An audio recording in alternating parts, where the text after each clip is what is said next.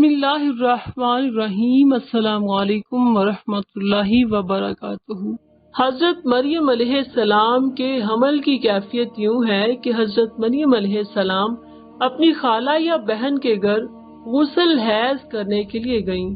फिर पर्दा लटकाना चाहती थी कि हजरत जिब्राइल अलैहिस्सलाम एक बेरश और खूबसूरत नौजवान की शक्ल में ज़ाहिर हुए। हजरत मरियम अलैहिस्सलाम ने देखा कि ये नामहरम मेरी तरफ मुतवज्जो है, तो हजरत मरियम अलैहिस्सलाम ने उससे फरमाया कि मैं पनाह मांगती हूँ तुमसे साथ अल्लाह के, अगर तू परहेजगार है। हजरत जिब्राइल अलैहिस्सलाम ने कहा, मैं वो शख्स नहीं हूँ कि जिससे तू डरे, मैं अल्लाह का फरिश्ता हूँ, तुझको पाकीज़ा लड़का बख्शने के लिए आया हूँ। जिसको कुरान पाक ने यूं बयान फरमाया। तर्जुमा। फरिश्तों ने कहा कि ऐ मरियम, अल्लाह तुम्हें खुशखबरी देते हैं अपनी तरफ से एक लड़के की, इसका नाम मसीह ईसा बिन मरियम होगा। वो दुनिया और आखिरत में मर्तबे वाला होगा, अल्लाह के करीबी बंदों में से होगा, लोगों से बातें करेगा जब वो झूले में होगा, और जब वो पूरी उम्र का होगा तो वो नेक बंदों में से होगा। हजरत मरियम अलैहिस्सलाम ने जवाब दिया, मेरा बेटा कैसे होगा? मुझे किसी बशर ने हाथ नहीं लगाया और मैं बदकार औरत भी नहीं हूँ। हजरत जिब्राइल अलैहिस्सलाम ने कहा, तेरा कहना सही है, लेकिन तेरे अल्लाह ने फरमाया है कि मेरे लिए बगैर बाप के बेटा देना आसान है। जिसको कुरान पाक ने इस तरह बयान फरमाया है। तर्जुमा। मरियम ने कहा कि ऐ मेरे प्यारे रब, मेरे यहाँ लड़का कैसे होगा जब किसी मर्द ने मुझे हाथ तक नहीं लगाया। अल्लाह ने फरमाया, इसी तरह अल्लाह पैदा करता है जो चाहता है। जब वो किसी काम का फैसला कर लेता है तो उसको कहता है कुन, बस हो जा, बस वो काम हो जाता है। बीबी मरियम अलैहिस्सलाम को उसी वक्त इतनी बड़ी बशारत दी गई कि वो लड़का नबी होगा, बनी इसराइल और तौरात व अंजील का आलम होगा, और वो बड़े मौजज़ों वाला होगा। जिसको कुरान पाक ने यूं बयान फरमाया। तर्जुमा। और अल्लाह उसको किताब और हिकमत तौरात व अंजील सिखाएगा, और वो रसूल होंगे बनी इसराइल की तरफ। हजरत ईसा अलैहिस्सलाम की पैदाइश। गर्जिये के तमाम बशारतों के बाद हजरत जिब्राइल अलैहिस्सलाम ने हजरत मरियम अलैहिस्सलाम के गिरेबान में रूह मुबारक को फूंक दिया, जिससे फिलफौर हमल रह गया। हजरत मरियम अलैहिस्सलाम फरमाया करती कि दौरान हमल तन्हाई में हजरत ईसा अलैहिस्सलाम मुझसे बातें करते थे और मजमे में खुदा की तस्बीह बयान करते थे, हालांकि आप अलैहिस्सलाम अभी पेट में थे।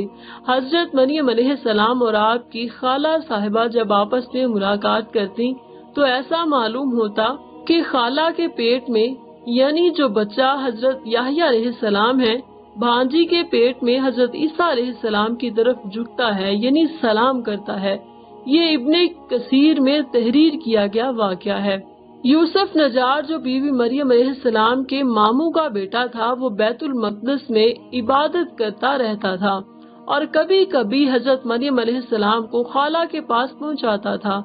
जब हमल की हालत से आगाह हुआ तो उसने इस वाक़े की तहकीकात की। हजरत मरियम अलैहिस्सलाम ने तमाम वाक़या बयान कर दिया। जब विलादत का वक्त करीब आया तो हजरत मरियम अलैहिस्सलाम को कुदरती निदा हुई कि इस शहर से बाहर चली जाओ, अगर तेरी कौम तुझको इसके वजह पर देखेगी तो तुझको और तेरे फर्जंद को कत्ल कर डालेगी। हजरत मरियम अलैहिस्सलाम बिमा यूसुफ नजार बैतुल मुकद्दस से रवाना हो गयी। हजरत जिब्राइल अलैहिस्सलाम इनकी राह पर थे। जब 2 फरसंग राह कता की तो बैतुल्लाह में पहुँचे।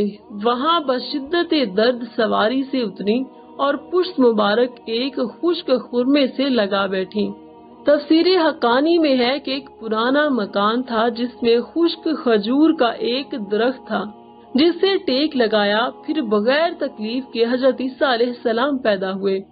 उस वक़्त हजरत मरियम अलैहिस्सलाम ने अर्ज की कि ए काश मैं इस हाल से पहले ही मर जाती और नसिया मनसिया हो जाती।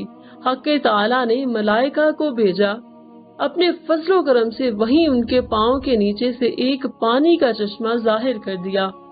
मलाइका ने हजरत ईसा अलैहिस्सलाम को गुस्ल दिया और हजरत जिब्राइल अलैहिस्सलाम बहुक्म रब्बे खलील ندا دی کہ اے مریم غمگین مت ہو، اللہ نے تیرے لیے نہر جاری کی ہے اور خشک درخت کو سرسبز کیا ہے۔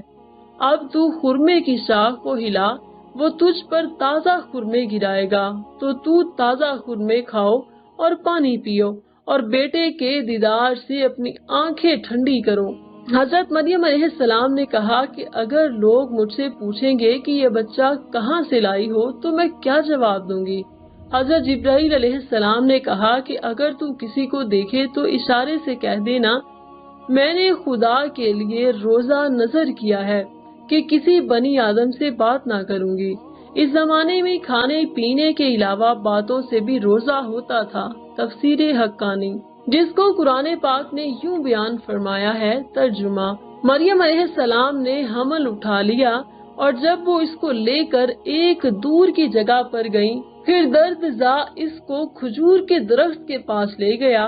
اس نے کہا کہ کاش میں اس سے پہلے ہی مر جاتی اور بھولی بسری چیز ہو جاتی۔ پھر مریم علیہ السلام کو اس نے نیچے سے آواز دی کہ غمگین نہ ہو، آپ کے رب نے آپ کے نیچے ایک چشمہ جاری کر دیا اور آپ کھجور کے تنے کو اپنی طرف ہلائیے، اس پر آپ کے اوپر پکی ہوئی کھجوریں گریں گی، بس کھاؤ پیو اور آنکھیں ٹھنڈی کرو۔ اور پھر اگر تم کوئی آدمی دیکھو تو اس سے کہہ دو کہ میں نے رحمان کا روزہ مان رکھا ہے، تو آج میں کسی بھی انسان سے بات نہیں کروں گی۔ حضرت ابن عباس رضی اللہ تعالیٰ عنہ فرماتے ہیں کہ حضرت مریم علیہ السلام فرشتے کی بشارت سے بے غم ہو گئیں اور نفاس کی مدت ختم ہونے تک 40 روز وہیں رہیں، پھر اپنے گھر واپس آئیں۔ ہر طرح کی بشارتیں بی بی مریم علیہ السلام کو فرشتے نے بتا دی تھی اور سوال کا جواب بھی بتا دیا تھا کہ تو بچے کی طرف اشارہ کر کے کہہ دینا کہ اس بچے سے پوچھ لو۔ بنی اسرائیل نے یہ صورتحال دیکھی تو دیکھ کر بڑے غصے سے کہا کہ یہ برا کام کیا تو نے، اے ہارون کی بہن، یعنی تو حضرت ہارون علیہ السلام کی طرح عبادت کرتی تھی، تیری ماں بھی بدکار نہ تھی۔